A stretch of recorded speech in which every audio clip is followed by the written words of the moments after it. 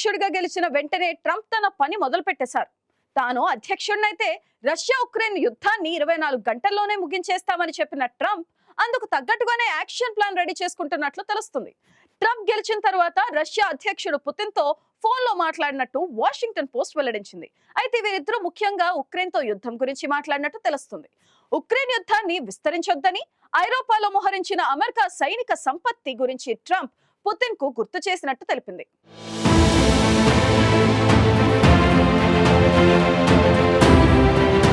తాను అమెరికా అధ్యక్షుడిగా ఉంటే అసలు యుద్ధాలే జరగవని, తాను అధ్యక్షుడిగా బాధ్యతలు చేపట్టిన తర్వాత 24 గంటల్లో రష్యా ఉక్రెయిన్ యుద్ధాన్ని ముగించేస్తానన్న ట్రంప్ ఆ దిశగా అడుగులు వేస్తున్నారు. ఇటీవల జరిగిన యుఎస్ ప్రెసిడెన్షియల్ ఎలక్షన్స్ లో గెలుపొందిన ట్రంప్ త్వరలో బాధ్యతలు చేపట్టనున్నారు. ఈ నేపథ్యంలో ఆయన పలువురు దేశాధినేతలతో ఫోన్లో మాట్లాడారు. రష్యా అధ్యక్షుడు పుతిన్తో మాట్లాడిన ట్రంప్ రష్యా ఉక్రెయిన్ యుద్ధంపై చర్చలు జరిపినట్టు తెలుస్తోంది. ఉక్రెయిన్ యుద్ధాన్ని విస్తరించవద్దని ట్రంప్ కోరినట్టు వాషింగ్టన్ పోస్ట్ కథనాన్ని వెలువరించింది. గత గురువారం ఫ్లోరిడాలోని తన ఎస్టేట్ నుంచి పుతిన్తో ఫోన్లో ట్రంప్ మాట్లాడినట్లు వాషింగ్టన్ పోస్ట్ వెల్లడించింది. ఐరోపాలో అమెరికా మోహరించిన సైనిక సంపత్తి స్థాయిని ట్రంప్ ఈ సందర్భంగా గుర్తు చేసినట్లు తెలిపింది. అలాగే ఉక్రెయిన్ యుద్ధంపై పరస్పరం చర్చించి ఓ పరిష్కారాన్ని కనుగొందామని రష్యా అధినేతకు ట్రంప్ సూచించినట్లు తెలిపింది. యుద్ధాన్ని ఒక్కరోజులోనే ముగిస్తామని ఇటీవల ప్రచారంలో పదే పదే చెప్తూ వచ్చిన ట్రంప్ ఇటీవల ఉక్రెయిన్ అధ్యక్షుడు జెలెన్స్కీతో ఫోన్లో మాట్లాడారు. తాను యుద్ధాన్ని ప్రారంభించనని, కానీ దాన్ని ముగించేందుకు సాయం చేస్తానంటూ భరోసా ఇచ్చారు. ఈ కాల్లో ప్రపంచ కుబేరుడు ఎలన్ మస్క్ కూడా జెలెన్స్కీతో మాట్లాడారు.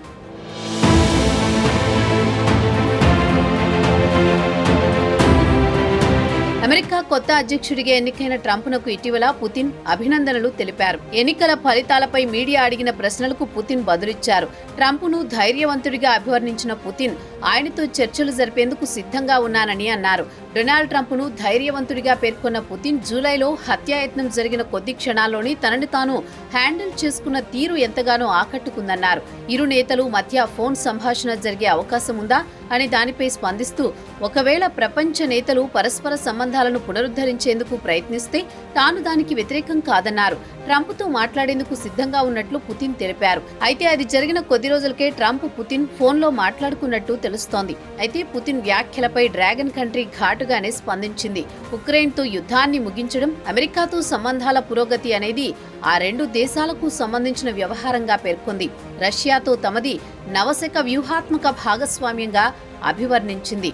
ట్రంప్తో పుతిన్ చర్చలపై చైనా విదేశాంగ శాఖ అధికార ప్రతినిధి మావో నింగ్ స్పందించారు. ఉక్రెయిన్ సంక్షోభంపై చైనా వైఖరి స్పష్టంగా ఉందన్నారు. రాజకీయ పరిష్కారానికి అవసరమైన అన్ని ప్రయత్నాలకు మద్దతిస్తామన్నారు.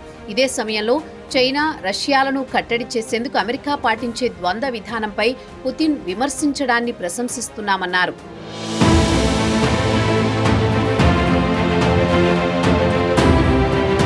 ఇదిలా ఉండగా సుదీర్ఘ కాలంగా జరుగుతున్న రష్యా ఉక్రెయిన్ యుద్ధంలో ఉక్రెయిన్ దూకుడుగా వ్యవహరిస్తోంది. రష్యా రాజధాని మాస్కోను టార్గెట్ చేసుకుని ఉక్రెయిన్ డ్రోన్లతో దాడి చేసింది. మాస్కోపైకి 17 డ్రోన్లను ప్రయోగించింది. రామెన్స్కోయ్, కోలోమెన్స్కీ జిల్లాలతో పాటు మాస్కోకు నైరుతి దిశలో ఉన్న డొమెడెడోవో నగరంలో 12 డ్రోన్లను ధ్వంసం చేశామని రష్యా అధికారులు తెలిపారు. ఈ డ్రోన్ దాడుల కారణంగా మాస్కోలోని డొమెడెడోవో, జుకోవో విమానాశ్రయాలను తాత్కాలికంగా మూసివేయాల్సి వచ్చిందని పేర్కొన్నారు. ఈ దాడుల కారణంగా ప్రాణనష్టం జరగలేదని, క్షతగాత్రులను ఆసుపత్రికి తరలించి చికిత్స అందిస్తున్నామని తెలిపారు. ఇక కాల్పుల విరమణకు అంగీకరిస్తామంటూనే పలు షరతులు పెడుతూ ఇరు దేశాల యుద్ధాన్ని కొనసాగిస్తున్నాయి. ఇప్పటి వరకు ఈ యుద్ధంలో వేల సంఖ్యలో ప్రజలు ప్రాణాలు కోల్పోతున్నా యుద్ధానికి మాత్రం బ్రేక్ పడడం లేదు. 2022లో రష్యా ఉక్రెయిన్పై పూర్తిస్థాయి దాడులు ప్రారంభించిన తర్వాత సాధారణ పౌరులు వాలంటీర్లుగా సాయుధ దళాలలో చేరారు. యుద్ధం ప్రారంభమైన తర్వాత దాదాపు 70,000 మంది వాలంటీర్లు ప్రాణాలు కోల్పోయినట్లు తేలింది. ఉక్రెయిన్లో మరణించిన 70,112 మంది రష్యన్ సైనికుల పేర్లను మేం గుర్తించాం. అయితే ఈ సంఖ్య ఇంకా ఎక్కువే ఉంటుందని అంచనా వేస్తున్నారు.